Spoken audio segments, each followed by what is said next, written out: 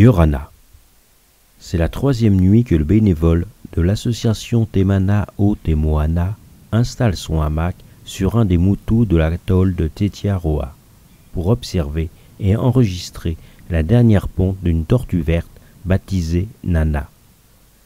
Nana signifie au revoir en langue polynésienne, un nom prédisposé car ce sera la dernière observation de la saison 2018-2019 sur l'atoll. Nana mesure 94,6 cm pour une largeur de 82,5 et pèse une centaine de kilos. Elle a pondu pour la première fois le 20 décembre et depuis, elle vient pondre tous les 12 jours en moyenne. Les 2 nuits précédentes, Nana a été observée sur le moutou, mais à chaque fois, une racine un peu trop grosse ou bien un bloc de corail l'a empêché de finir son trou de ponte. 9 tentatives en 2 nuits. Épuisée, Nana retournait à la mer avant le lever du soleil.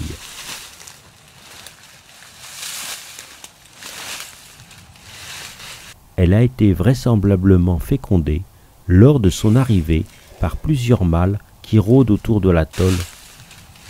La paternité multiple permet un meilleur brassage génétique et favorise le taux de réussite à l'éclosion. Cette fois, après avoir fait une première tentative, elle semble avoir trouvé le lieu optimal. Il est correctement ombragé et assez éloigné de la ligne de haute marée.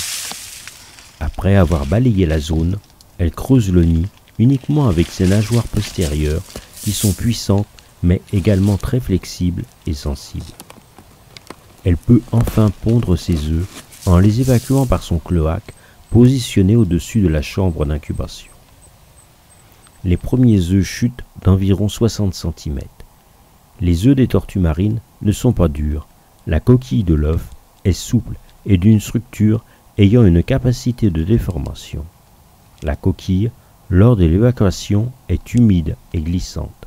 Après quelques temps d'incubation, elle devient sèche et rêche. La ponte est composée d'œufs fertiles, mais aussi parfois d'œufs infertiles. À Tetiaroa, la moyenne est de 83 œufs pondus pour 79 éclosions.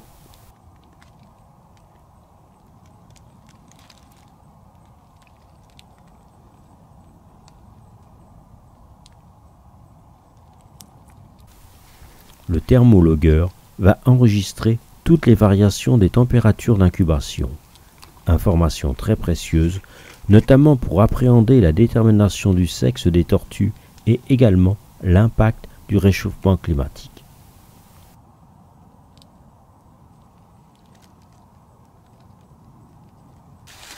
Bien que déjà très épuisée, elle rebouche son trou de ponte délicatement. Les 2 bagues d'identification posées par un des membres de l'association lors de sa première ponte en décembre permet de confirmer qu'il s'agit bien de Nana. Sa dernière tâche est de labourer une grande surface afin d'effacer toutes les traces qui permettraient de retrouver le lieu exact de la chambre d'incubation. Nana s'accorde un peu de repos avant de regagner l'océan.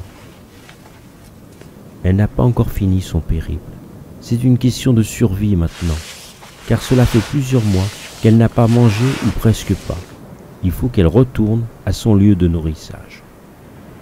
Nous ne connaissons pas la destination finale de Nana. Cependant, certaines de ses congénères ont été suivies grâce à une balise GPS jusqu'aux îles Fidji. Elles ont mis entre 100 et 200 jours pour parcourir plus de 3000 km. Nana reviendra dans 3 ou 4 ans si entre-temps elle ne fait pas une mauvaise rencontre. Le lendemain, il ne reste plus qu'à relever le point GPS du nid, la distance le séparant de la ligne de haute marée, et de référencer cette ponte dans la base de données de l'association sous la référence ONU 31.